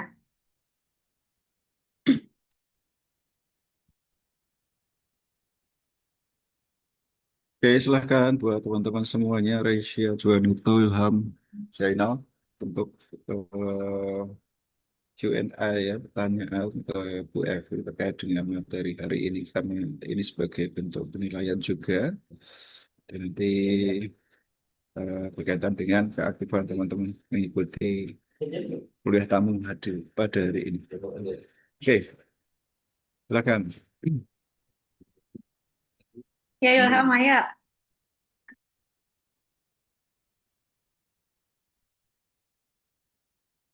Harus disenggol.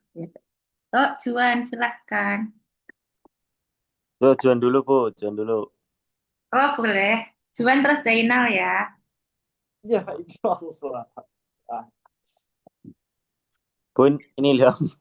Oh, Zainal dulu. Diurut, diurutin aja Bu Evi. Oh ya, boleh. Semua harus tanya ya, Pak? Ya, wajib. Oh, wajib. Oke, silahkan.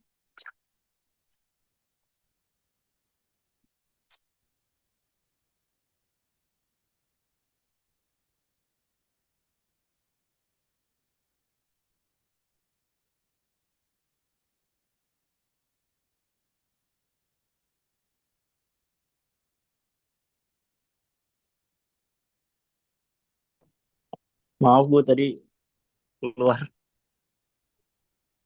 Apa, Juan? Maaf, tadi keluar, Bu. Oh iya.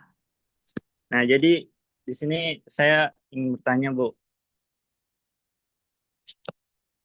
Nah, kita kan ini untuk eh, jadi seorang sport terapis kan kita bisa dibilang masih baru nih. Nah, jadi mungkin kita masih merasa takut atau kurang percaya diri dalam menghadapi eh, cedera pada pasien.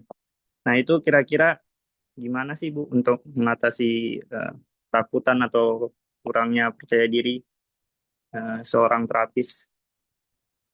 Terima kasih Bu. Oke, Juan. Selanjutnya, selanjutnya Ilham. Oke Bu, saya mau bertanya, eh, semisal nih ada pasien datang ya, ketika kita melakukan PPL, ada pasien datang namun kondisinya tuh kayak kontradiksi buat dilakukan penanganan gitu loh. Terus kita langkah apa yang harus kita ambil untuk meyakinkan bahwa misal ini kontradiksi gitu, kita harus gimana gitu loh Bu. Oke, Ilham. Iya, Ilham. Biasanya banyak nih Ilham pertanyaan. Cukup sih Bu. Oke, kasih. Oke, Zainal. Ayo, Zainal.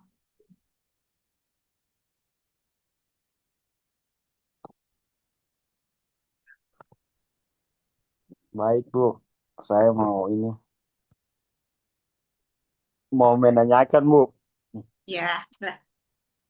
Kan Ibu udah sering ini lakukan apa terapi langsung nih, Bu. Apa? Apakah ini apa sih jenis olahraga yang sering Ibu temui di sport Oh, terapi? oke, Zainal. Ada lagi? Asli, Bu.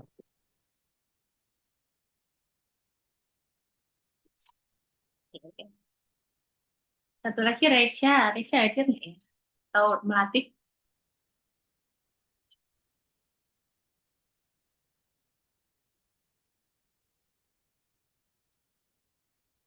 Resya?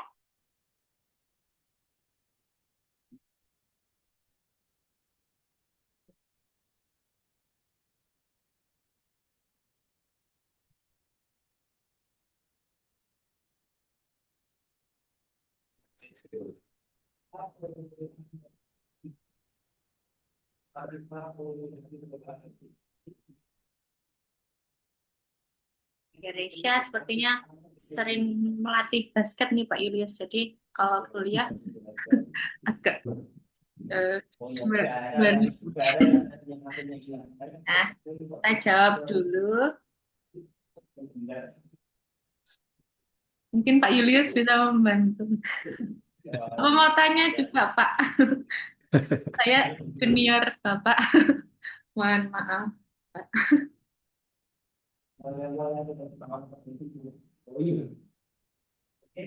Untuk Resya nanti aja. Nanti bisa diingatkan lagi Resya. Jawab dulu ya Pak ya. Lumayan pertanyaannya kritis ya. Alhamdulillah berarti mendengarkan dari awal ya teman-teman ya. Ini dari Juan. Nah, Juan tanya nih untuk seorang psikoterapis, masih fresh graduate, masih baru, terus masih agak takut-takut nih, kurang pede pada menangani pasien ya. Terus bagaimana seorang terapis? Eh, yang pertama, nggak apa-apa kita tabrak aja Juan. Kita kan udah tahu nih ilmu-ilmu yang pelajari. Udah ada teorinya. Kalau diagnosanya ini, penanganannya seperti apa. Terus kalau diagnosanya ini, nanti harus dilakukan terapi apa. Itu kita lakukan dulu nih, tuh teorinya. Teorinya, terus implementasinya kita lakukan kepada pasien. Kita langsung melakukannya secara sadar dulu deh. Nanti PD-PD-nya terakhir ya. Kalau awal tuh tabrak dulu aja. Ya dulu juga eh, fresh graduate nih masih takut-takut tapi udah dibawa tim ke Papua misal. Nah itu teman-temannya itu senior semua. Se, se Mas Julius, teman-teman Mas Julius. Nah itu saya masih baru, masih takut. Gak apa-apa, itu adalah fase dari seorang sport terapis ya dalam penanganan pasien. Nah, untuk menghindari ketidakpedean itu, tentunya yang pertama kita harus wajib belajar ya, belajar teori-teori sehingga nanti ketika menyampaikan edukasi itu tidak ngambang, tidak agak takut-takut. Jadi kalau ngambang, takut-takut, malah pasiennya kayak agak curiga. Nah, kita harus tegas sesuai teori, walaupun kita belum ada pengalaman nih, kita tahu teorinya. Jadi harus tegas dalam menyampaikan teorinya. Terus kita tidak boleh bingung, tidak boleh ragu-ragu dalam menyampaikan diagnosa. Nah, kalau kita ragu-ragu dalam menyampaikan satu diagnosa, biasanya klien kita juga agak sedikit ragu ya. Benar nggak sih masnya baru atau enggak sih? Nah, itu kita harus tegas, harus tahu dari awal, harus ngomong ini, maka yang disampaikan harus ini. Itu eh, adalah jawabannya ya. Jadi kita harus memahami dulu pertama diagnosanya biar kita pede dulu tuh kita harus tahu diagnosa. Maka dari itu teman-teman harus belajar lagi tuh cara special test di rehabilitasi cedera semester ini. Semester ini kita mendapatkan rehabilitasi cedera, ada special test. Nah, itu kita belajar lagi, kulik-kulik lagi jenis diagnosa yang harus disampaikan ketika kita sudah melakukan tes. Jadi ketika besok, ketika PPL mendapatkan satu pasien cedera ruptur Achilles, kita tidak takut-takut menyampaikan karena kita sudah tahu teori dari special test untuk menentukan diagnosa cedera.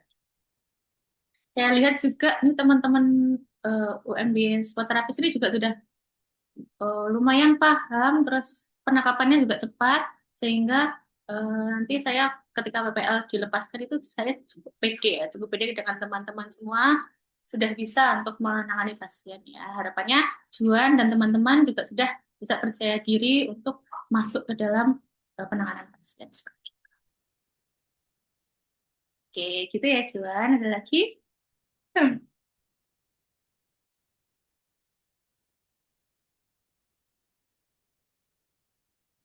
Oke. Juan nggak ada tambahan, kita masuk ke pertanyaannya Ilham. Nah, ini Ilham bertanya, ada pasien datang ketika PPL ya, namun kondisinya kontraindikasi untuk penanganan. Langkah apa yang harus kita lakukan? Kontraindikasi ini adalah eh, penanganan yang tidak bisa kita lakukan, kayak kontraindikasi dalam masa satu, patah tulang, dua, penyakit degeneratif, misalnya. Ketiga, memiliki penyakit kulit, terus keempat, sedang tidak fit, demam dan lain-lain. Kita ketika ambil satu contoh fraktur misal atau patah tulang, kita harus memberikan edukasi ya. Edukasinya ya juga harus pelan-pelan. Eh, Kan kalau pasien awam, kalau diberiin patah tulang, udah langsung takut ya, langsung eh, langsung duh diapain ya gitu. Kita harus pelan-pelan memberikan pemahaman kepada klien kita. Misal kita udah lihat kondisi kakinya ternyata patah tulang, nah kita harus memberikan pengertian juga, nggak bisa kita juga menangani langsung. Oh ini bisa saya lakukan penanganan, nggak boleh. Kita harus memberikan edukasi ya. Bu ini kondisinya tulangnya ada yang tidak sesuai posisinya atau terjadi patahan di bagian mana. Jadi untuk penanganan lanjutan bisa langsung dilakukan ronsen di rumah sakit terdekat. Kita bisa juga menyarankan rumah sakit terdekat dari klinik kita. Misal kalau di Warung Boto itu dekat RSI Hidayatullah. Terus di Permata juga dekat dengan RSI Hidayatullah. Nanti kalau di Terafit mungkin di mana ya, RS Sedayu kayaknya ada ya. Jadi kita wajib memberikan alur bagaimana untuk menangani fraktur tersebut. Jangan terus kita angkat tangan saja ketika kita melihat pasien fraktur, waduh, kita nggak bisa menangani, terus dibiarin aja, nggak boleh. Kita harus memberikan insight, kayak arahan untuk pasien segera melakukan tindakan lanjutan. Selanjutnya, ketika ada kontraindikasi berupa mungkin degeneratif atau biasanya diabetes ya, yang tidak boleh dilakukan cedera terapi massas terlalu berat. Nah, diabetes ini biasanya kita menyediakan auto check. Kalau di klinik saya ada auto check, sehingga nanti ketika pasien sudah terlihat dari kondisi kulitnya itu hitam terus ada bengkakan di kakinya, itu biasanya terjadi diabetes mellitus. Nah, itu kontraindikasi untuk dilakukan penanganan massas. Biasanya di klinik-klinik disiapkan sih itu ada auto check-nya, sehingga ketika pasien belum menyadari dia mendapatkan penyakit diabetes mellitus, kita juga bisa mendiagnosa terlebih dahulu, sehingga tidak perlakuan massas kita tidak mencelakai penderita diabetes mellitus. Tuh. Selanjutnya ada lagi kontraindikasi yang biasanya ini banyak sekali ditemukan ya. Orang gergesi, tahu gergesi ya? Orang gergesi, orang panas, demam, pengen dipijet. Itu biasanya nggak boleh. Eh, karena kalau sudah nggak enak badan, dipijet nanti aliran darahnya lebih banyak mengalir dan malah tambah demam biasa. Jadi nanti diberikan edukasi juga, kita siapkan termometer, Bu, Pak, ini ketika suhunya masuk ke misal 27 derajat ke atas tidak boleh masak ya, nanti ditakutkan ada lonjakan peredaran darah sehingga nanti demamnya semakin parah. Terus salah satunya untuk menjawab kontraindikasi ini adalah dengan memberikan edukasi pengetahuan dengan pelan-pelan. Nah, bagaimana kalau pasien nolak ya, kayak, nggak apa-apa, enggak. Kita harus pertama mohon maaf ya.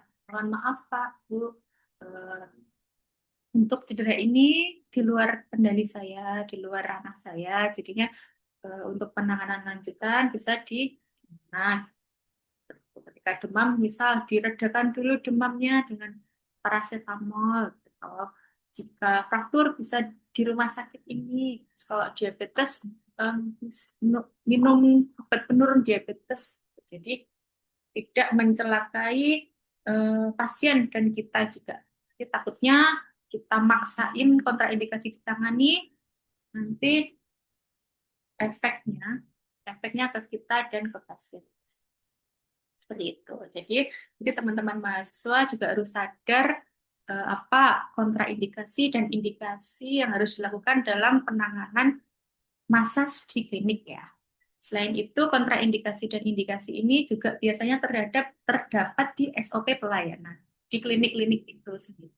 Jadi kita wajib memahami sesuai klinik itu sendiri, kontraindikasinya apa, indikasinya apa yang klinik itu bisa menangani dan tidak bisa menangani. Di setiap klinik beda-beda ya. Kalau misal di klinik saya ini bisa bekam, tapi di kliniknya Pak Julius tidak bisa bekam, nah, itu kita harus pahami, tidak eh, terus, aduh bisa dipaksakan bisa itu jangan. Kita harus mematuhi SOP yang ada di klinik tersebut seperti itu. Itu ya Ilham, ada lagi? Tahu cukup? Ada yang belum jelas?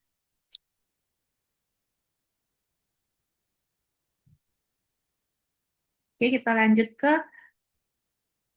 Zainal. Zainal bertanya bahwa cedera apa yang saya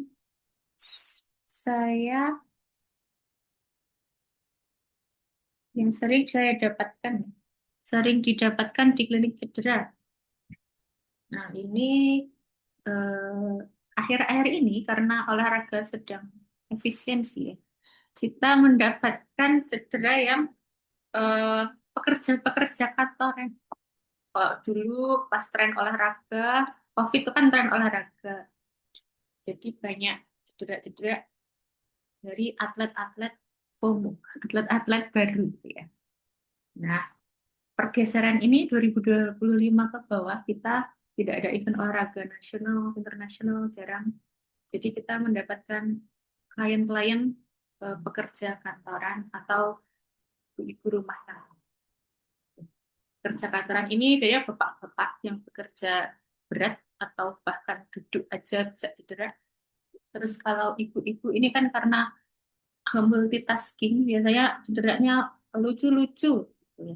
Kalau kita ambil dulu dari pekerja kantoran nih bapak-bapak yang banyak duduk di kursi, biasanya sakitnya bahu dan pinggang. Itu pasti terjadi bahu karena duduk terlalu lama itu menyebabkan posisi ergonomis tidak ergonomis, terlalu menunduk, terlalu melihat screen time terlalu lama. Nah, Pak Yunus sakit lehernya Pak. Nah itu biasanya itu yang banyak terjadi di bagian bahu tengkuk itu oleh bapak-bapak. Nah itu yang common terjadi di klinik-klinik kami ya. Terus selain bahu, bahu tengkuk leher, dipanggul. Nah, karena banyak duduk 9 to 5, nggak berdiri, nggak pernah olahraga, nggak pernah stretching. Padahal kita pelaku olahraga tapi nggak pernah stretching gitu ya, nggak pernah olahraga. Nah itu biasanya dipanggilnya langsung terjadi kompresi tulang belakang gitu ya. Kompresi tulang belakang ini menyebabkan kekakuan pada sekitar-sekitar otot panggul. Nah, itu biasanya yang menyebabkan boyoan yang sering terjadi pada orang-orang kerja kantoran. Bisa dinot bahu dan panggul itu ya Zainal. Nanti kalau ada yang datang nih, bapak-bapak, bapak pekerjaannya apa? Kerja kantoran. Oh ini kita bisa prediksi nih. Oh bahu ya Pak, oh panggul. Nah jadi kita kayak sakti gitu ya. Nah nanti kita bisa lihat bagaimana cara dia duduk, cara dia bekerja. Nah itu bisa dijadikan acuan untuk kita melakukan terapi manipulatif yang cocok. Selanjutnya, eh, selain pekerja kantoran, kita juga bisa pekerja kasar ya. Kalau pekerja kasar yang datang biasanya cederanya akut-akut, kayak pergelangannya salah tumpu ketika ngangkat apa galon atau ngangkat gas gitu, salah bergerak. Itu biasanya di pergelangan tangannya tuh. Atau enggak, eh, kalau ngangkat semen misal kakinya kesleo gitu. Itu biasanya cedera-cedera yang akut-akut itu diderita oleh pekerja keras yang keras kayak angkat-angkat. di sendi-sendi kecil, di sendi penggerak. Tuh. Selanjutnya ada juga ibu-ibu. Nah, ibu-ibu itu ibu rumah tangga ya, kita fokuskan. Kalau ibu rumah tangga itu biasanya ibu yang multitasking, sakitnya di lutut karena bingung nih mau ngerjain apa dulu, mau masak dulu atau mau isi air dulu, mau ngambil anak dulu. Nah, itu bingung arahnya mau kemana. Nah, biasanya lututnya berbelok tidak sesuai dengan pikiran ibunya. Nah, biasanya ibu-ibu ini sakitnya di lutut karena kegiatannya banyak jalan dan muter-muter nggak jelas ya. Terus jadi lututnya arah geraknya tidak terarah, tidak stabil, jadinya penggerusan di lututnya semakin banyak ya. Jadi lutut paling sering dihadapi oleh ibu-ibu di era sekarang.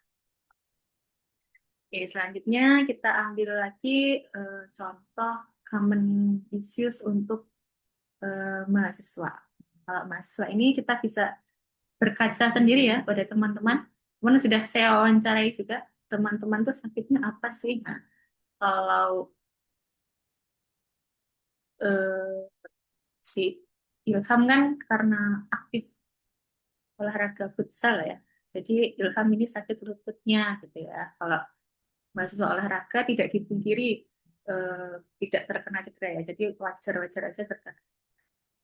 Kalau mahasiswa ini biasanya sesuai kecaburan itu mereka sendiri. Misal Ilham olahraganya futsal, kalau Juan tuh apa ya futsal juga kayaknya. Resya basket. Karena basket Resya banyak sakit di punggung misal gitu. Terus memahami eh, juga cabur yang menyebabkan cedera tersebut. Tuh. Terus satu lagi kepada pelaku-pelaku olahraga ya, saya ambil contoh cabang olahraga yang paling banyak terjadi cedera, misal taekwondo. Saya highlight nih taekwondo sekarang banyak banget yang terkena cedera panggul karena gerakan memutar kaki terlalu tinggi ya, 180 derajat. Jadinya banyak banget cedera atlet-atlet Jogja ini cedera panggul pada atlet taekwondo. Nah, ini masih menjadi pertanyaan bagi saya dan teman-teman untuk menghadapi bagaimana nih cara penanganan cedera untuk cedera panggul atlet taekwondo DIY gitu ya. Nah, nanti juga bisa nih teman-teman untuk ikut penelitian penanganan cedera panggul taekwondo atlet DIY ya, yang dari dulu tidak kunjung berkurang dari tahun 2022 ini. Nah, kita bisa cek ergonomis, bagaimana ergonomisnya pas tendangan dan lain-lain. Nah, itu adalah cedera-cedera yang banyak kita temui di klinik-klinik terapi kami. Si Zainal, apakah ada yang perlu disampaikan lagi atau disanggah atau mau ditambahkan? Cukup, Bu. Makasih. Oke, ini sudah selesai pertanyaannya. Kalau Risha ada, Risha bisa menyampaikan. Kalau nggak ada, sudah selesai. Oh, masih ada satu lagi. Risha hadir.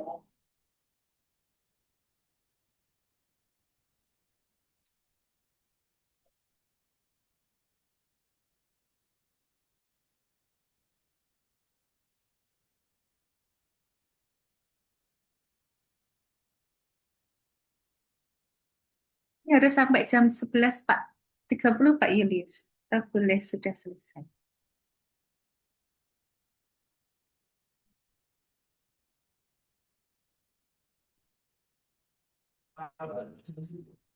Oh ya, nggak apa-apa sih Mbak. Cuma nanti untuk aktivitasnya jangan sampai keluar dulu, jangan keluar dari room atau aktivitas pada online hari ini dulu. Jadi nanti nunggu kita keluar dari breakout room, terus nanti saya nunggu informasi selanjutnya dari tim panitia. Kita diskusi dulu lagi deh. Ada lagi Oke, mau edit. Resya gimana Resya ada? Ilham mau nambahin? Ilham Ilham? ini selalu banyak. Cukup Pak, mungkin ini saya sama sekali izin buat ke di jalan ini soalnya. Ah, ya, tapi ini aja apa stay tetap stay di ini ya di apa Zoom. Jangan sampai keluar dulu nanti kalau misal ada informasi atau apa. Oke Pak, ini saya nanti pakai AirPods kok Pak di jalan. Jadi kalau ada info nanti Oke, kedengaran. oke. Ya, teman-teman ini tadi udah dibantu sama Bu Evi ya terkait dengan kuliah tamu pada hari ini itu sebagai sebagai apa istilahnya bekal buat teman-teman terkait dengan persiapan nanti di PPL kedua yang biasanya dilaksanakan di bulan Juli akhir ya, kalau nggak salah itu kemarin tahun kemarin itu Juli akhir yang dilaksanakan selama 2 bulan penuh. Nah, kita belum tahu ya terkait dengan persetujuan atau mungkin rencana ada penambahan hari, apakah tetap 2 bulan seperti tahun lalu atau mau ditambah 1 bulan lagi, Pak ini juga belum tahu. Cuma nanti gambarannya teman-teman akan melakukan PPL di klinik-klinik yang mungkin sudah ditunjuk sama tim PPL dan nanti teman-teman akan dibagi kelompok entah itu nanti teman-teman dari kampus 2 sendiri, kampus 1 sendiri gitu ya. Jadi nanti tunggu aja informasinya dari tim pelaksana PPL. Dan tadi banyak ini ya respon dari teman-teman ya terkait dengan persiapan apa yang perlu dipersiapkan ketika magang dan sebagainya berkaitan dengan rasa percaya diri ya kesiapannya itu ya sama dulu Pak Idris juga pernah mengalami Bu Evi juga pernah mengalami ya yang penting teman-teman eh, ikuti apa istilahnya ikuti alurnya tadi sudah disampaikan sama Bu Evi alurnya ya. Belum persiapan PPL ke persiapan PPL pelaksana PPL dan setelah PPL nanti harus ngapain. Nah, selama fase perkuliahan ini silahkan dikuasai terlebih dahulu apa bekal-bekal yang perlu dikuatkan, apa ilmu-ilmu apa yang perlu dipahami lebih lebih dalam lagi yang sudah disampaikan oleh mungkin dari Pak Idris dulu di semester 4 atau di semester saat ini dengan Bu Evi gitu ya. Ya, terutama tadi sudah disampaikan secara penuh sih sebenarnya sama Bu Evi terkait dengan ya cara melakukan asesmen SOP mengikuti SOP layanan di klinik dan sebagainya. Dan nanti teman-teman saya yakin sambil berjalan pasti akan menemukan apa sih apa kiat-kiat yang harus bisa saya lakukan untuk menambah rasa percaya diri itu sehingga teman-teman nanti secara alami akan akan bisa menemukan sendiri itu. Ya. Karena memang kalau rasa percaya diri ya seperti sampaikan Juan itu tadi yang ditanyakan ya, itu wajar. Wajar dialami oleh untuk yang baru pemula, misal belum pernah sama sekali menangani pasien gitu. Dan juga pasti juga akan dirasakan sama terapis, terapis yang berpengalaman baru, kemudian ada kasus baru gitu ya mungkin ya. Itu hal wajar. Kemudian tinggal bagaimana kita menyikapinya.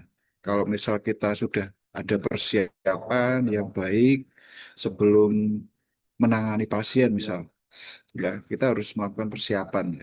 Misal kuasai dulu prosedur dasar sebelum menangani pasien, ya gitu ya.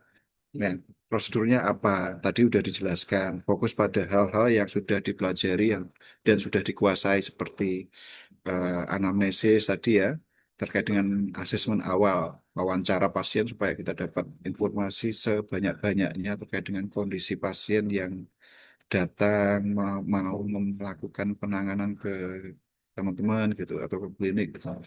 Kemudian cara mengobservasi pemeriksaan dasar gitu kan. Kemudian ada mungkin melihat nyeri yang dialami oleh pasien kalau misal ada, kemudian pemeriksaan room kalau perlu gitu ya. Kemudian pemeriksaan fungsional di regio dari kondisi cedera yang dialami. Nah, penting lagi kalau misal didokumentasikan ya, kalau misal di kliniknya itu ada SOP harus didokumentasikan datanya itu sebagai ya istilahnya data dari pasien yang sewaktu-waktu mungkin bisa diakses lagi sebagai bentuk, oh kalau misal kasus yang paling paling apa ya istilahnya, yang paling ditakuti misalnya dari pemilik jasa terapi itu kalau misalnya suatu waktu ada pasien yang komplain dengan kondisinya atau katakanlah misal ada pasien yang mengeluh habis diterapi selang beberapa hari kok malah tambah parah gitu misal.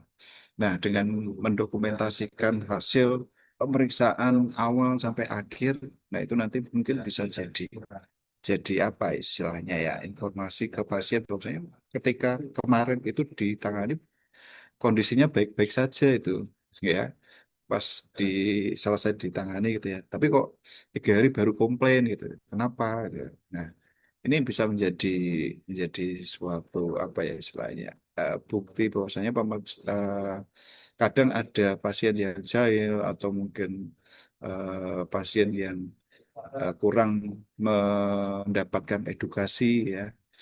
Nah, kayak kasus-kasus seperti itu untuk mengantisipasi ya dengan adanya data dari pasien ya itu biasanya seperti itu. Nah, kalau misal ada yang belum belum apa sih, virus menyebabkannya itu memiliki pengetahuan kita kurang ketika dalam melakukan melakukan penanganan gitu ya, melakukan penanganan apa yang harus dilakukan ya, tentu tadi ya memperbanyak pengetahuan, tidak harus langsung bertanya-tanya, tapi teman-teman bisa bisa apa, tadi dikatakan Bu Evi, ikut seminar, ikut pelatihan dan sebagainya, itu juga suatu hal yang bisa teman-teman lakukan untuk menambah pengalaman gitu ya. Jadi jangan takut kalau misal nanti teman-teman bingung, tapi teman-teman harus yakin dengan kompetensi dasar teman-teman. Bahwa saya teman-teman itu sudah menguasai, sudah mendalami, dan sudah mendapatkan, pernah mendapatkan gitu ya. Tinggal nanti teman-teman ketika mungkin kalau ada rasa gugup dalam penanganan gitu ya, dalam melakukan penanganan itu kadang kita kenapa sih kok gugup gitu kan? Kadang kan kita mikirnya gini contoh yang paling kecil itu apakah pasien itu percaya sama saya ya gitu ya. Jadi pasien itu percaya nggak ya sama saya gitu. Atau mungkin apa itu semacam keresahan bagaimana jika saya salah melakukan penanganan gitu. Nah itu dua hal ini biasanya menjadi basic yang malah menambah rasa gugup itu semakin besar. Jadi teman-teman kalau dalam posisi seperti itu, teman-teman harus cepat-cepat bisa membuang rasa rasa apa ya, kurang percaya diri tadi dengan mengalihkan ke beberapa hal gitu ya. Misal kalau supaya pasien bisa percaya saya itu apa caranya? Caranya kita untuk bisa meyakinkan gitu. Nah, itu kita bisa alihkan dia dengan perasaan-perasaan seperti tadi itu dengan mengalihkan menjadi kalau misal kalau kita fokus pada bagaimana cara kita mendapatkan informasi yang banyak terkait dengan cedera pasiennya. Karena kan mungkin pasien datang itu kan sudah reservasi ya, misalnya reservasi ke frontliner atau ke nomor kliniknya atau kalau misal teman-teman nanti punya klinik sendiri, WA ke teman-teman, Pak saya punya keluhan ini mau terapi gitu ya. Nah teman-teman harus bisa menggali informasi tentang cederanya pasien itu ya sebelum pasien datang dipersiapkan dengan baik.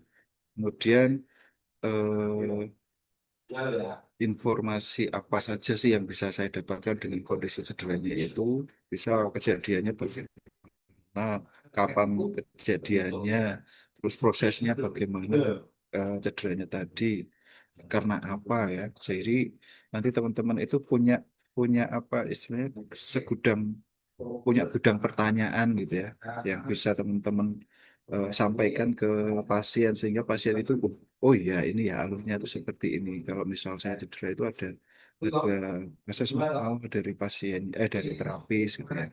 Jadi teman-teman dengan memiliki gudang pertanyaan atau bank pertanyaan, kemudian bank ilmu, saya yakin teman-teman bisa mensinkronkan kondisi pasien tadi ketika cedera tertentu, nanti teman-teman bisa melakukan asesmen, kemudian bisa memberikan diagnosa dengan baik, dan bisa memberikan jenis terapi apa yang tepat untuk pasien dengan keluhan yang dirasakan tadi. Gue seperti itu ya teman-teman. Jadi silahkan pelan-pelan sambil dipahami alurnya ya, sehingga untuk mempersiapkan diri untuk penanganan pasien itu pasti sangat penting dan wajib dilakukan oleh seorang sport therapist.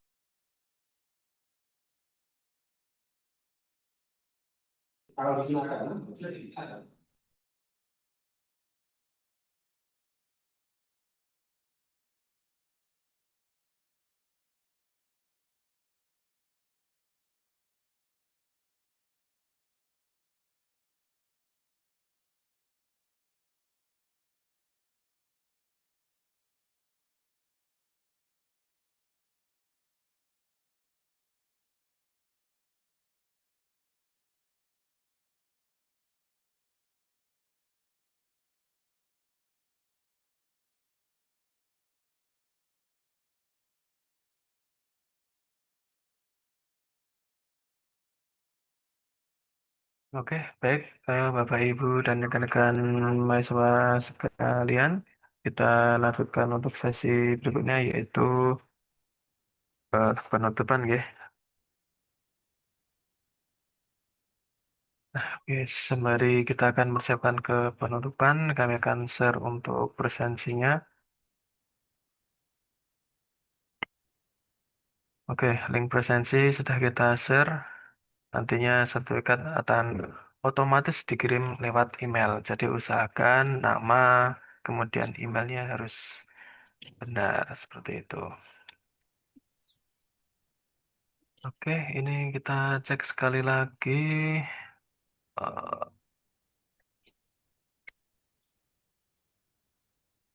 Eh, sembari ke penutupan, Bapak Ibu dan rekan-rekan mahasiswa sekalian. Masuki acara yang terakhir, yaitu penutup. Sebelum saya tutup, saya aturkan terima kasih kepada Bapak Ibu narasumber, Bapak Ibu dosen struktural, dan seluruh mahasiswa Fakultas Keguruan dan Ilmu Pendidikan Universitas Mercubuana Yogyakarta yang telah mengikuti, ya tetap semangat mengikuti kegiatan hingga siang hari ini. Kami harapkan semoga acara ini bermanfaat dan mendapatkan tambahan ilmu bagi kita semuanya. Saya sebagai pembawa acara mohon maaf apabila dalam membawakan acara masih banyak kekurangan dan kesalahan. Marilah acara pada siang hari ini kita akhiri. Terima kasih atas perhatiannya. Sebelum saya tutup, saya ingatkan kembali bahwa link presensi sudah kita set di kolom chat. Apabila nanti sudah mengisi, bisa untuk live. Apabila belum, nanti mohon untuk roomnya akan kami buka beberapa menit sampai beberapa menit ke depan. Terima kasih atas perhatiannya. Akhirul kalam, sampai bertemu di kegiatan selanjutnya. Wassalamualaikum warahmatullahi wabarakatuh. Waalaikumsalam Baik, bro. warahmatullahi Terima kasih Terima kasih narasumber Bapak Ibu Pak sekalian. Mbak Evi. Pak Ginanjar izinlah ya Mas Awang. Matur nuwun Oke, Pak. makasih Pak Selamat Sumari. berjanji. Susun. Assalamualaikum. Salam. Waalaikumsalam.